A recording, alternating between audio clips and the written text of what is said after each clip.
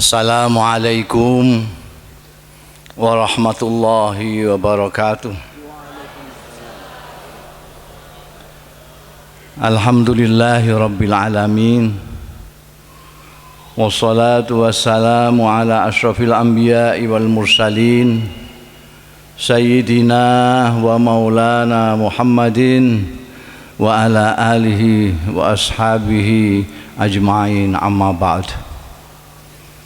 Hadaratil afadil, sadatil masyayikh wal asatidzah al aizza, yang terhormat dan yang saya hormati Bapak yang mewakili Gubernur Jawa Tengah, Bapak yang mewakili Panglima Kodam, yang mewakili Kapolda, Bapak PLT Kanwil Jawa Tengah,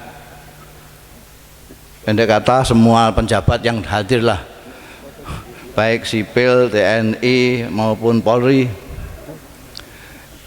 Yang saya cintai saudaraku Dr.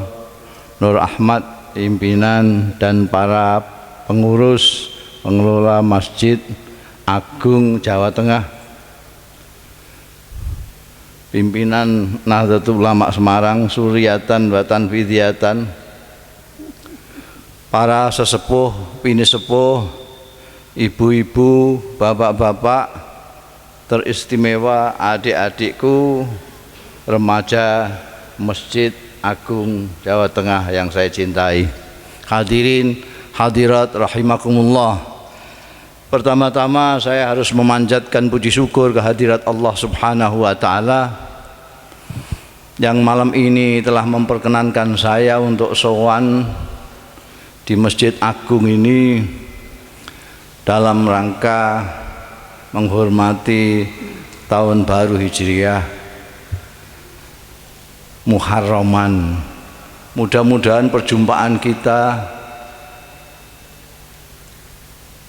di majelis yang baik dengan niat yang baik dalam rangka yang baik ini mendapat ridho dari Allah Ta'ala, barokah, manfaat fid dunya wal akhirah.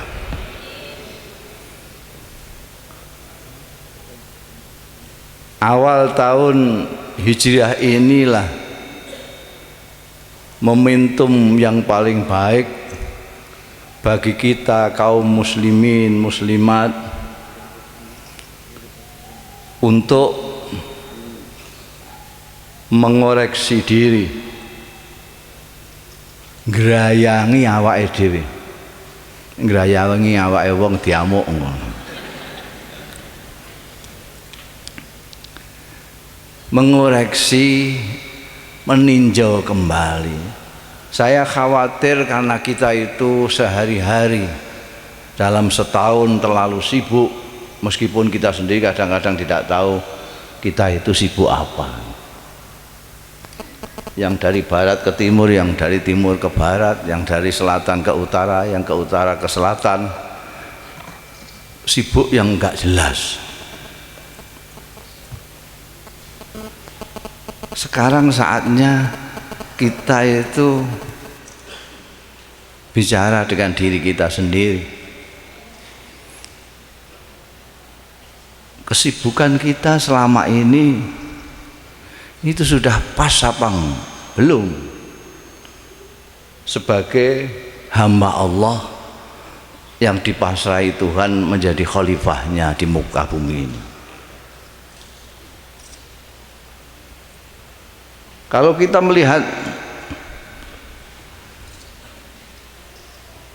kehidupan kaum muslimin sehari-hari, mungkin mata saya yang agak rabun, saya lihat kok enggak begitu berbeda dengan yang lain-lain yang tidak Islam.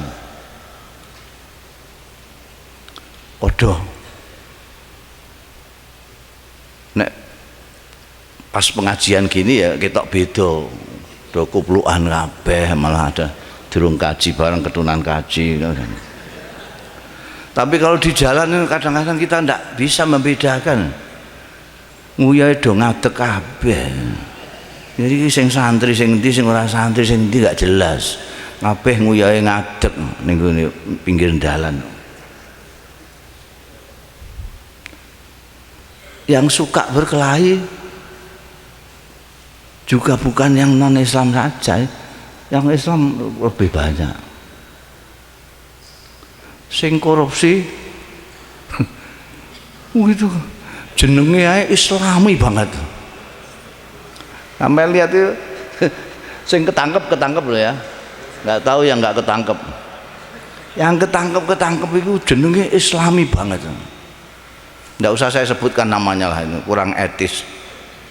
Sampean cari sendiri, sampean lihat sendiri itu yang ketangkep jenenge itu. Islami itu. Jadi kita sekarang ini perlu melihat, karena penanggalan Hijriah ini ditetapkan pada zaman sahabat Umar bin Khattab kalau tidak salah. Itu pilihannya banyak, tapi yang dipilih adalah hijrahnya Rasulullah Shallallahu Alaihi Wasallam, karena itu sangat menandai dua kehidupan.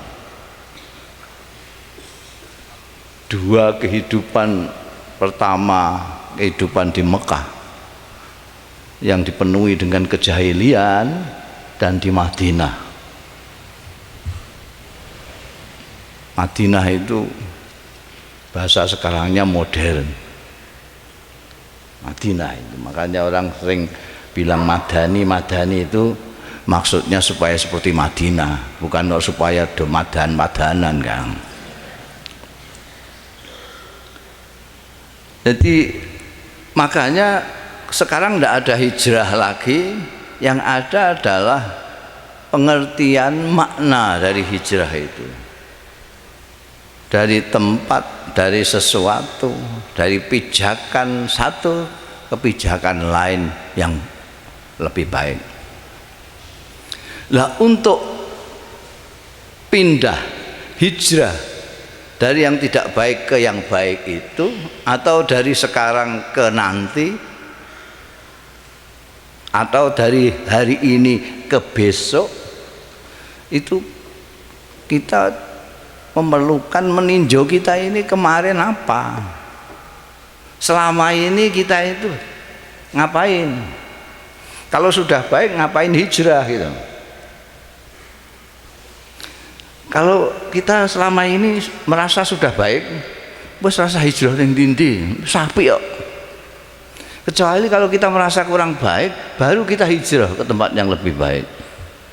Nah, sekarang kita lihat kita ini selama ini baik apa enggak, kan begitu. Supaya kita bisa berhijrah ke tempat yang lebih baik daripada yang kita rasakan sekarang.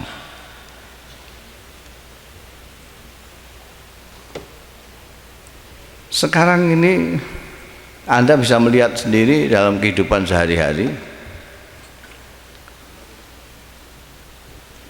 Tadi sudah saya kasihkan contoh, orang Islam hampir tidak sama dengan orang lain. Bahkan kalau kita melihat kondisi di Indonesia yang konon kabarnya ini mayoritas umat Islam, ini lebih memprihatinkan lagi. Saya ingin cocok-cocokkan dengan sampean semua ini. Kita sebagai sesama orang Islam ini, kita ini di dalam setahun misalnya, kira-kira baca Qurannya itu seberapa? Katam ping piro? Atau jangan-jangan pertanyaannya saya terlalu muluk. Jadi tanyaannya, kita semua ini sudah baca Quran semua apa enggak? Ada yang sebagian tidak baca Quran, atau sebagian kecil tidak baca Quran, atau sebagian besar tidak membaca Quran, atau kebanyakan baca Qurannya pendak Ramadan. Ini ada jawaban iya, ini jujur sekali. Bahkan sebelum habis Ramadannya, Quran sudah dicarikan tempat untuk beristirahat dengan tenang di atas almari itu. Nanti bulan Sa'ban atau Ruwah mulai gajeki aku duwe Quran iku ning ndi untuk tadarusan pada waktu Ramadan. Itu pun bacanya itu nyaingi bis malam, ngewebutnya itu.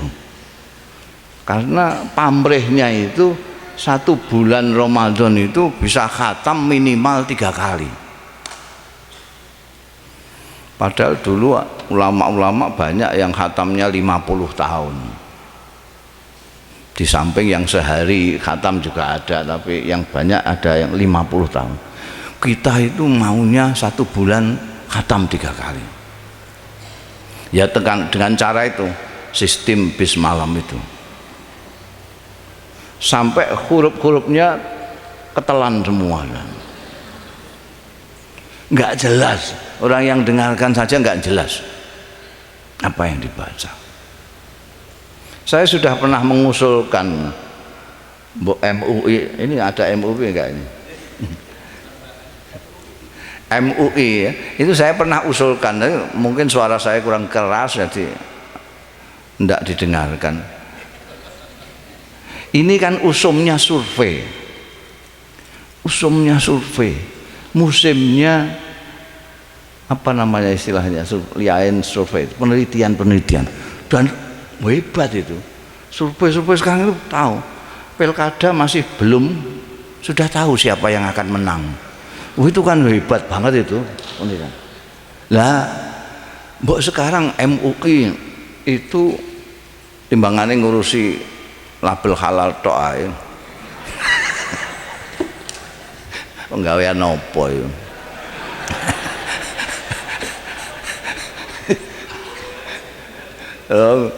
Sing halal luwih akeh timbangane sing haram, kok nggawe label halal iku golek penggawean ae. Jadi muni label haram kan mok sithik. Wong sing haram mok sithik. Iki haram sithik, liyane halal kabeh kok nggawe label halal. Men golek penggawean. Aku gegetan mergo usulku gak dirungokno. Saya itu usul sekian banyaknya orang Islam yang katanya mayoritas di Indonesia ini, mbok disurvei. Setiap orang Islam selalu mengatakan dan membangga-banggakan Al-Quran sebagai pedoman hidupnya. Setiap orang Islam mengatakan pedoman hidup saya adalah Al-Quran. Ada semua di Quran itu. Soal apa saja, sampai soal apa saja. Ya Allah, soal menggandakan uang ya ada di Quran. Apalagi menggandakan istri ya, teman-teman. Tapi tidak pernah disurvei, coba diteliti ya, diteliti. Sekian banyaknya umat Islam yang mengaku berpedoman Al-Quran itu, berapa persen yang membaca Al-Quran? 20% misalnya, kita dapat angka 20%. Sekarang terusnya 20% itu berapa persen dari 20% itu yang mengerti maknanya Al-Quran? Sudah ini? Belum.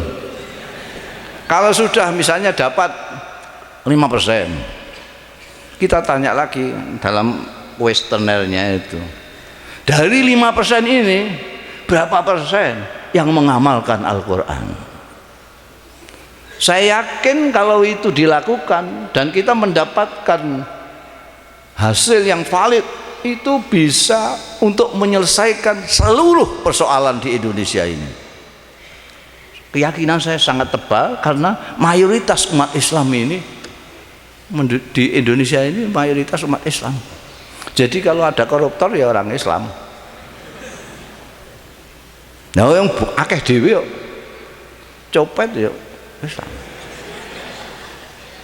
Begengge yo Islam. Nanti kalau kita sudah berhasil itu.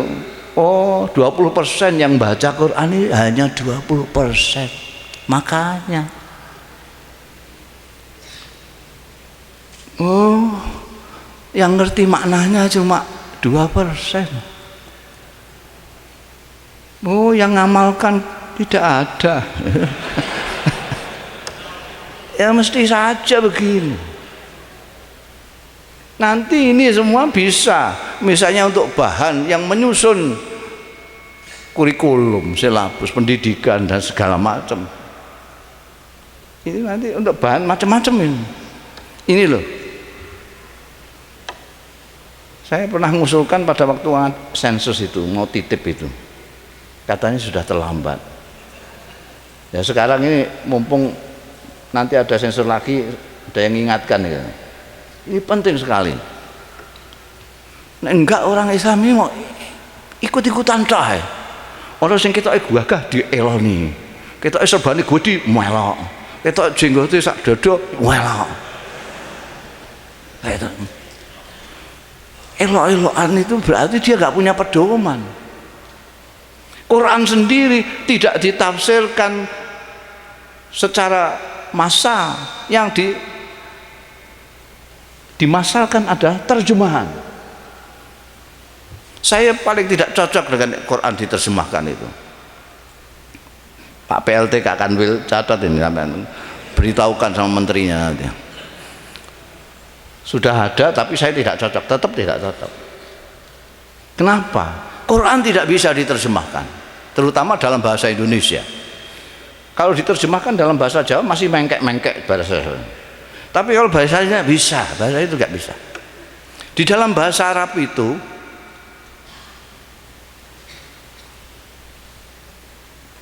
antara koma zaidun, Zaid berdiri, dengan zaidun koma sudah berbeda. Dengan inna zaidan qaimun sudah beda. Dengan inna zaidun koma sudah beda. Yaqumu zaidun sudah beda. Kana zaidun qaiman sudah beda. Kalau itu orang Indonesia yang menerjemahkan, semuanya zaidun berdiri. Zaidun qaimun, Zaid berdiri. Zaidun koma, Zaid berdiri. Koma zaidun, Zaid berdiri. Inna zaidan qaimun, Zaid berdiri. Di Quran itu padahal ada yang tanpa inna dalam satu tarikan napas, ada yang tidak pakai inna, ada kemudian pakai inna, ada kemudian ditambahi lam taukid. Wa inna ilaikum lamursalun. Masih ada lagi Rabbuna ya'lamu inna ilaikum lamursalun. Itu beda semua. Di terjemahan sama semua. Kami diutus kepada kalian, stok titik itu. Tidak bisa. Dan sekarang ini orang baca Quran terus fadribul a'naq. Wah, ini sikat ke lehernya orang kafir. Ini Qurannya bunyi begini tanpa ada keterangan-keterangan. Ini ayat ini turun sebab apa? Konteksnya apa? Jadi rancu. Ayat perang tidak ditafsirkan oleh mufassir awalnya, yaitu Rasulullah Sallallahu Alaihi Wasallam. Mubayyinnya pertama Rasulullah Sallallahu Alaihi Wasallam, tapi oleh akalnya sendiri, gara-gara dia ngerti terjemahan yang letterlek itu. Saya tahu letterlek karena saya baca itu. Tim yang menerjemahkan Quran Kementerian Agama itu sangat hati-hati, saking hati-hatinya, jadi harfiatan, tidak berani lebih daripada kata-kata, sehingga karena bangun kata Arab itu lain dengan bangun kata Indonesia, jadi orang Indonesia nggak mudeng, apalagi wong Arab. Ini perlu ada penelitian itu. Betulnya di sekolah-sekolah guru-guru agama ini juga Pak LPLT yang bisa ngerti itu. Guru-guru agama itu yang diulang ning di sekolahan-sekolahan itu apa sih? Yang saya tahu itu dari anak-anak saya itu, dari pertanyaan-pertanyaannya itu, berapa syaratnya wudhu bangsana gitu, berapa rukunnya sholat. Kalau jumlahnya sebenarnya ya lulus. Bocah sholat ora ndak urusan, pokoknya ngerti rukunnya sholat itu piro. Bocah wudhu cek ora urusan, pokoknya ini ngerti persis jumlahnya syaratnya wudhu semene. Ya kita lihat semua dari Al-Quran ini kita bisa untuk tadi itu ngerayangi awake dhewe. Kita bisa dikembalikan kepada konsep awal. Sebab kita ini sekarang rancu. Sekarang coba bagaimana kita memandang Allah. Selama ini Allah kita pandang sebagai apa? Bu, cuma mantuk-mantuk airnya apa? Sebagai apa? Kalau kita sholat selalu mengatakan Allahu Akbar, apa yang ada di benak kita ketika kita mengatakan Allahu Akbar? Kenapa ketika kita membaca Allahu Akbar kok kadang-kadang masih ada yang cengengesan barang itu? Padahal dulu banyak itu wali-wali yang Allahu Akbar terus semaput itu banyak sekali. Karena tahu besarnya Allah Ta'ala. Nah kita kan nggak tahu besarnya Gusti Allah mengatakan Akbar. Gusti Allah itu maha besar, Gusti Allah itu maha agung. Saya pernah ngeledek, kalau di sini Masjid Agung, di Surabaya itu Masjid Akbar, namanya Masjid Akbar. Di Surabaya saya ledek ini kok namanya Masjid Akbar kok nyaingi Gusti Allah. Gusti Allah, Allahu Akbar iki Masjid Akbar. Ngerti apa ora jane gedene Gusti Allah kok padakno masjid to. Kadang-kadang dipadakno karo pengajian wong 2000 pengajian Akbar. Sampai lihat YouTube. Ini anak-anak orang-orang kutha lihat YouTube. Lihat, sampai buka dengan apa namanya, tulis saja situ besarnya bumi, ya udah gitu. Nanti Anda akan melihat potret dari bumi itu seberapa besar di alam semesta ciptaannya Allah Ta'ala ini. Di sana ada yang sangat menggetarkan hati. Kelihatan sekali bahwa satu butir debu pun lebih besar daripada bumi ini kalau di peta alam semesta itu. Selama ini kita menganggap dunia itu besar sekali,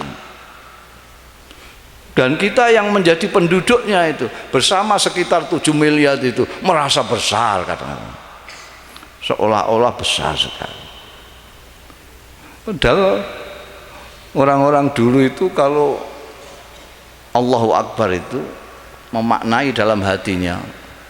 Allahu Akbar maknanya di hati. Allah, aku kecil sekali. Aku kecil sekali. Saya selama ini kalau ngomong sama kawan-kawan itu saya kira-kira saja bumi ini kalau dibandingkan dengan segala macam penduduk makhluk-makhluk di alam semesta, planet, bintang-bintang, matahari dan lain sebagainya, itu saya selalu mengatakan tak kira-kira sak kacang hijau. Sak kacang hijau. Itu pun mau wah wis ngegerno wong, janji wong balik do niru omonganku. Wah, sak kacang hijau, padahal itu keliru. Gegeden, satu kacang hijau itu geden. Kita itu tidak mendiami kacang hijau, mendiami paling besar itu sebutir debu. Kita diami 7 miliar. Dalam sebutir debu itu, mari kita canakan di mana letaknya Semarang. Jangankan Semarang, Jawa Tengah tidak kelihatan, Indonesia tidak kelihatan, Asia tidak kelihatan, tidak kelihatan. Alangkah dan alangkah kecilnya kita itu. Jadi saya ingin ketawa kalau ada orang sombong, ndase gede itu. Ini bagaimana? Orang tinggal di debu bersama 7 miliar saudaranya kemelete ini. Gusti Allah tidak mites dia itu sulit loh. Mites dia sulit. Mites yo sak debune sisan. Makanya kalau ada bencana, kalau ada bila itu ammatit taleh wassaleh. Semua kalau ada banjir itu tidak pilih-pilih. Oh ini rumahnya Kiai Menggo, enggak ada itu. Semua ammat taleh wassaleh. Yang kurang ajar maupun yang baik kena semua. Kenapa? Karena gandene gegeden, yang akan diganden kecil. Ini gini ngeruyek bilang. Sampean kumpul dengan bajingan-bajingan di sini nih. Yang diganden maunya bajingan, tapi sampai nggak di situ. Ini angel tuh. Saya kena itu. Makanya lalu ada tradisi budaya amar ma'ruf nahi mungkar supaya tidak ada bajingan, supaya tidak ada ganden yang keliru di kita. Kalau kita mau baik diri saya sendiri misalnya, situ ya terserah, geraji ndase ning neraka ya ben. Wah itu tidak bisa. Kita hidup bersama-sama. Nah, kalau kita bertolak dari Al-Qur'anul Karim kembali kepada pedoman kita, kita bisa melihat kembali dunia itu gedene sepiro, Gusti Allah gedene sepiro, lalu sikap kita seperti apa? Kok petentang-petenteng, malang kerik, rumah samu kowe sepiro? Cilik banget. Lebih cilik daripada yang cilik. Itu dengan badak saja umurnya itu panjang badak dengan kita itu. Kita punya umur 100 itu udah geger, udah masuk koran kok. Kita semakin lama semakin pendek cara berpikir kita karena kita merasa besar. Masa depan untuk kita ngaku cek ora. Kita kalau bicara masa depan itu sampai ke masa tua kita tok.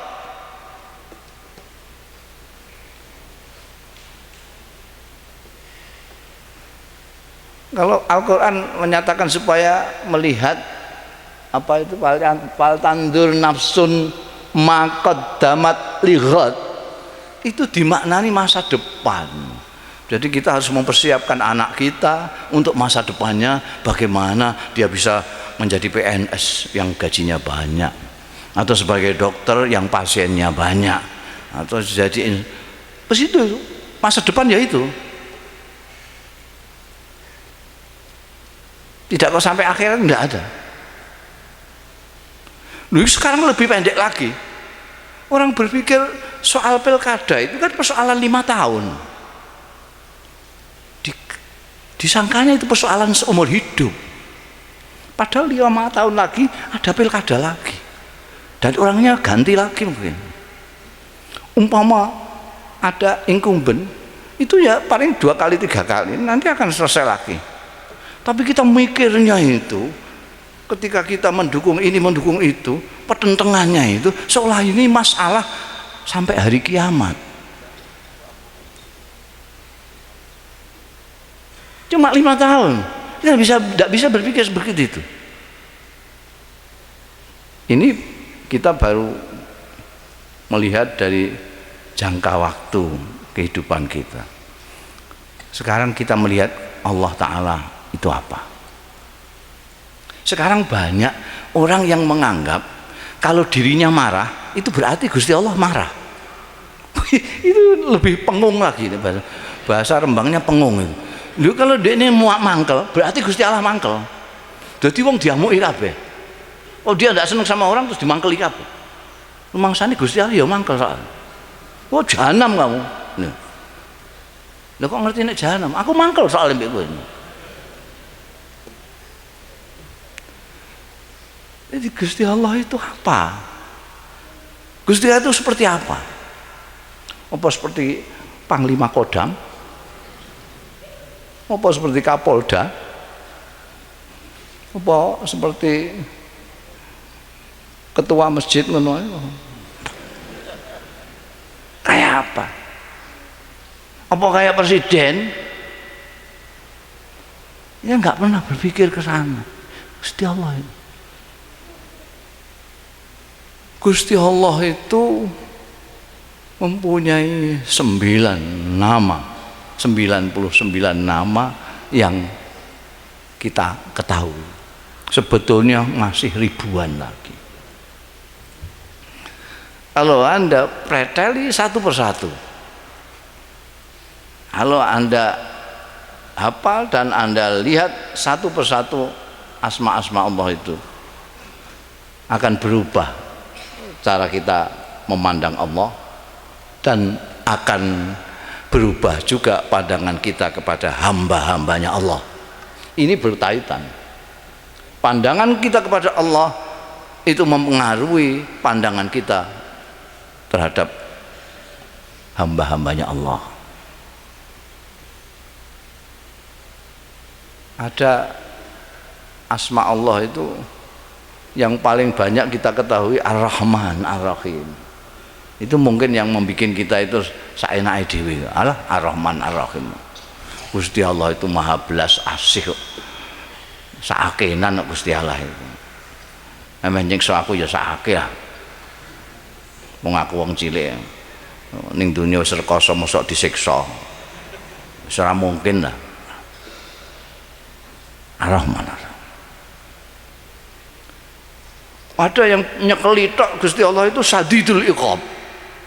Jadi orang itu ora tau guyu. Sadid, ya Allah Gusti Allah.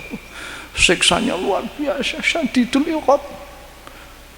Jadi nganten yang pade-pade orang guyu blas. Dijawil bojone sadidul iqab.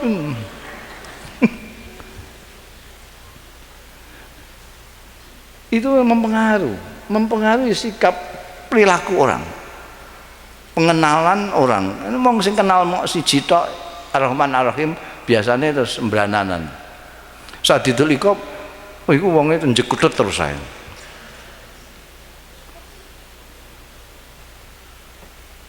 Ada yang nyekeli Al-Adlu saja. Baik Gusti Allah itu kok tampil sekarang ini dengan asmanya Al-Adlu yang maha adil, wis bar kabeh awake dhewe ini. Bar. Karena adil itu ya meletakkan sesuatu pada tempatnya. Yang salah dihukum, yang tidak salah tidak dihukum. Kalau ada yang tidak salah dihukum, salah tidak dihukum, mesti ada persoalan di situ. Mbah suap mesuap, mbah apa. Tapi kalau yang adil betul-betul, yang salah. Lah kalau yang salah dihukum, dihukumnya mau diketak sidik ngono, tak. Kira-kira kita semua ini ada yang selamat dari ketakannya Gusti Allah apa enggak? Wong di antara kita yang tidak ada yang tidak salah. Ngrasani wong tek ngono. Bodoni tek ngono. Tak tuk itu. Benjol kabeh wong semono akeh. Untungnya sekarang ini memang Allah masih tampil dalam asmanya Ar-Rahman Ar-Rahim. Sehingga wong bejujaka kaya apa dijarno ae. Dienteni tobaté. Itu apikane Gusti Allah kan di situ itu. Wong kurang ngajare kaya apa kok dinjalno. Lho itu koruptor kok gak mati-mati. Kiai-kiai akeh sing do mati kok. Koruptor gak mati-mati. Ulet temen nyawane kok. Dia ditunggu kalau dia, karena kita hidup ini berproses terus. Kita hidup ini belum final semua. Salah kalau kita terus. Jadi ibaratnya kita ini berjalan ini. Berjalan. Semuanya kita ini jalan. Makanya kita setiap sholat selalu mengatakan ihdinas siratal mustaqim, ihdinas siratal mustaqim, ihdinas siratal mustaqim, supaya jangan tersesat. Kita terus berdoa gitu. Nah kalau kita sudah merasa lurus jalan kita tidak perlu mojok si ihdinas siratal mustaqim. Bayang ya, alhamdulillah rabbil alamin arrahmanirrahim maliki yaumiddin iyyaka na'budu wa iyyaka nasta'in waladdallin. Maca siratal mustaqim wong aku wis ning siratal mustaqim. Yang baca gitu kan yang sesat-sesat itu. Kita tidak bisa memvonis orang sesat.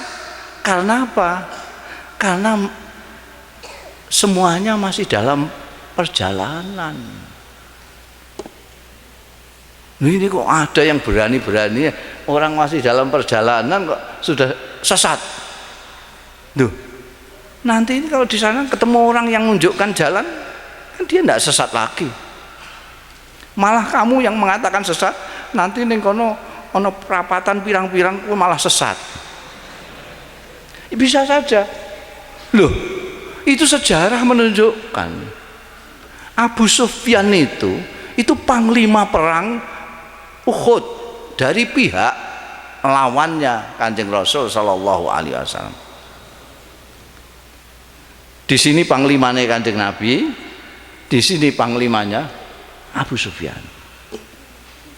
Di antara komandannya ada yang namanya Khalid bin Walid.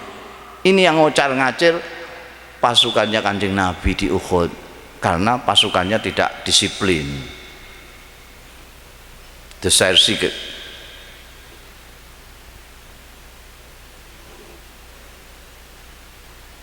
Anda tahu kalau seandainya Fathu Makkah ketika Abu Sufyan sudah di tangan Rasulullah Sallallahu Alaihi Wasallam itu disikat, dibunuh.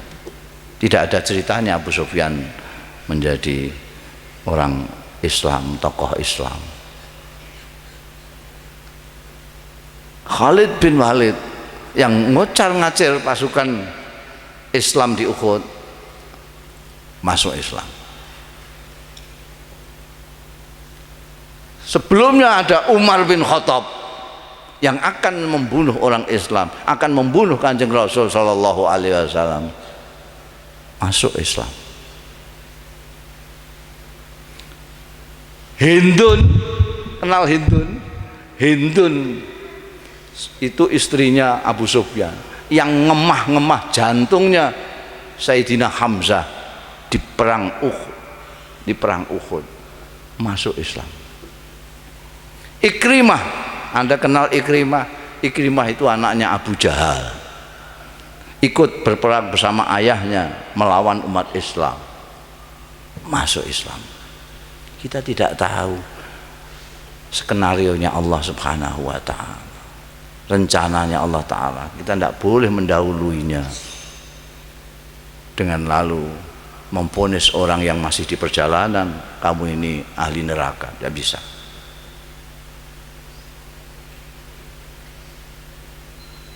Jadi banyak sekali yang kita perlu tinjau ulang tentang manusia sebetulnya apa. Yang paling sekarang ini yang menjadi kisruhnya kita sekarang ini adalah soal dunyo. Dunyo dalam pengertian materi. Orang-orang santri menyebutnya dunyo.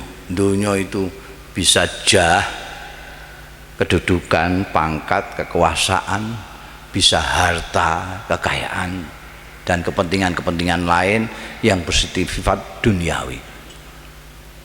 Selama ini ajaran Al-Quran, ajaran Kanjeng Rasul Sallallahu Alaihi Wasallam, dunia ini hanyalah seperti orang nyebrang jalan, ka'abiri sabilin.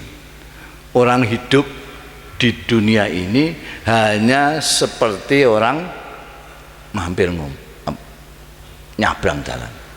Mungkin ini yang kemudian diterjemahkan oleh orang Jawa sebagai urip ning alam dunya iki namung minangka mampir ngombe. Mampir ngombe. Nyabrang ning kono ngombe. Dulu terutama orang Jawa itu selalu ada di rumahnya itu. Rumahnya orang Jawa dulu itu sumurnya itu di luar.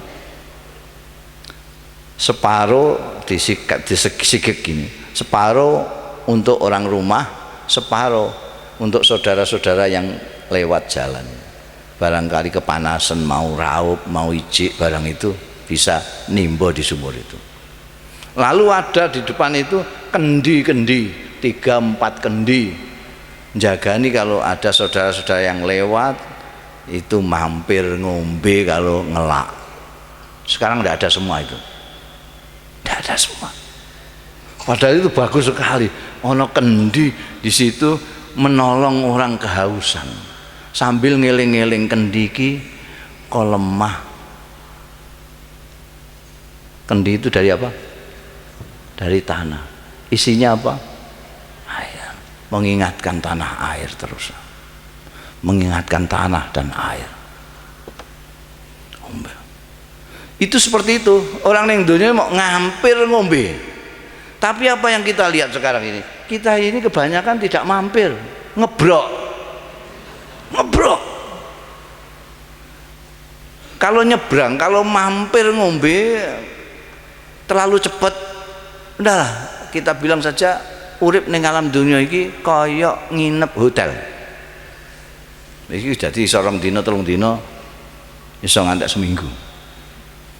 Tapi ya masa iya ada orang nginep di hotel lalu ngecat hotel, ini kurang seni ini lampunya ini, terus tuku lampu diganti lampune, cete ini kok elek ini kurang harmonis, terus tuku cat dicat dewe, ndak ada, mesti diketawakan orang.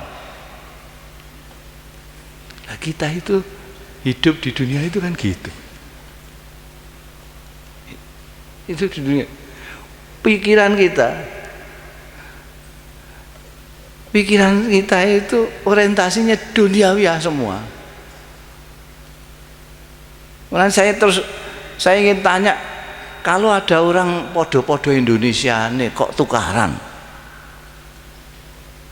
Oh kok podo Indonesia nih? Podo Islami, ana wong podo Islami kok tukaran? Kadang-kadang orang terima podo Islami, podo NU nih.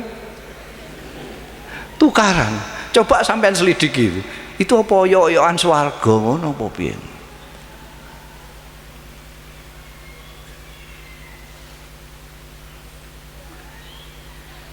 Mubalek jarang sekali yang baca dalil hubbud dunya ra'su kulli khati'atin, karena dia sendiri mungkin ya hubbud dunya nggak berani mengatakan dalil hubbud dunya ra'su kulli khati'atin. Seneng dunya berlebih-lebihan itu adalah sumber dari segala kesalahan yang membawa orang kepada malapetaka. Seneng dunya berlebih-lebihan. Jenengan dahar itu sedina ping pinten? Kula terka itu hanya 3 kali sehari paling banyak. Malah ana sing ping 2 tok. Wong tuku beras tontonan. Ngantek nggo setahun, 2 tahun, ngantek sak anak putune wis ditukokno beras kabeh. Lah sampeyan terus dikongkon urip cara Kanjeng Rasul sallallahu alaihi wasallam.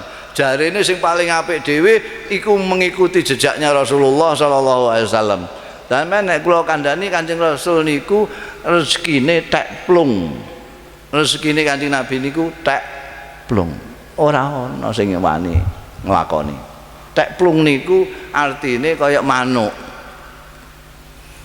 Dipangan saiki ya digoleki saiki.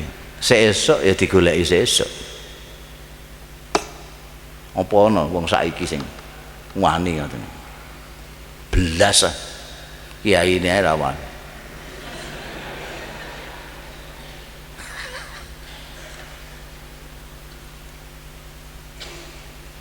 Mong kula ngeki ijazah niku gak ana sing gelem.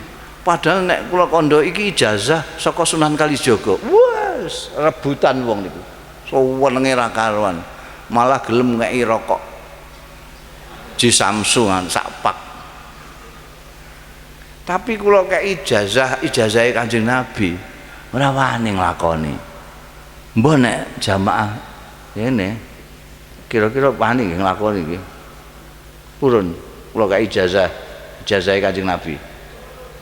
Dungane Kanjeng Nabi. Sampeyan catet. Sampeyan kula tak maca alon-alon. Allahumma ahyini miskinan. Lho gak sida nyatet malah guyu. Tiga ijazah tenan kok. Wa amitni miskinan. Wahsurni fi zumratil masakin. Ini diwaca aja akeh sepisan ae.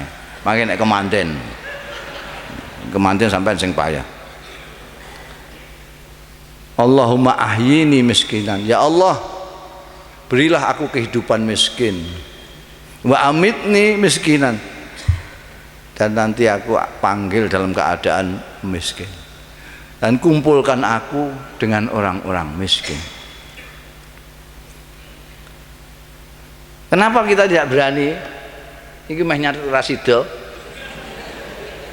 Kenapa? Karena kita tidak dalam posisi bisa memilih antara kaya dan miskin. Tidak seperti Rasulullah Shallallahu Alaihi Wasallam. Rasulullah dalam posisi bisa memilih. Beliau pernah jadi kaya sekali dan kuat. Pernah jadi miskin sekali dan kuat. Maka beliau memilih yang miskin. Kumpul dengan orang miskin. Karena orang miskin itu masuk surga lebih dulu daripada orang kaya. Karena hisabnya sedikit. Kamu sholat? Salat. Zakat? Enggak. Kenapa? Enggak punya duit. Kamu poso? Poso. Enggak kaji? Enggak. Kenapa? Enggak mampu.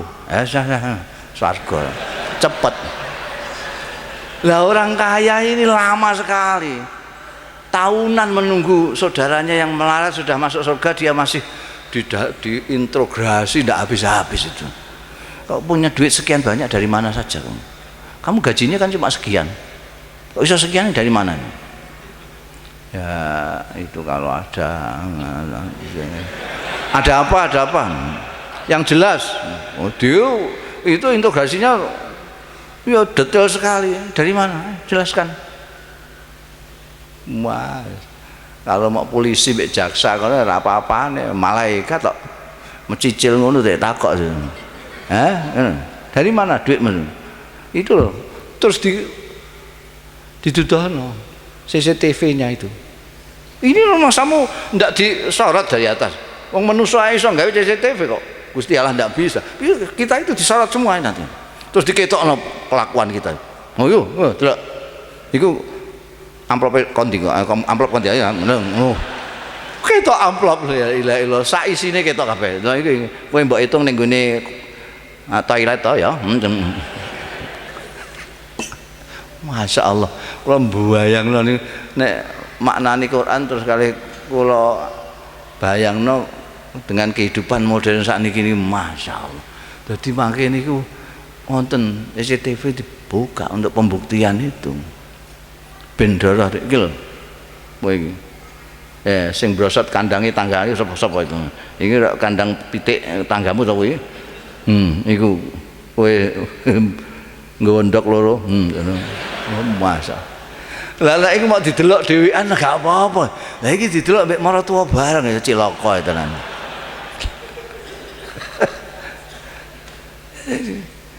Kanjeng Nabi pernah kaya dan kuat, pernah miskin kuat.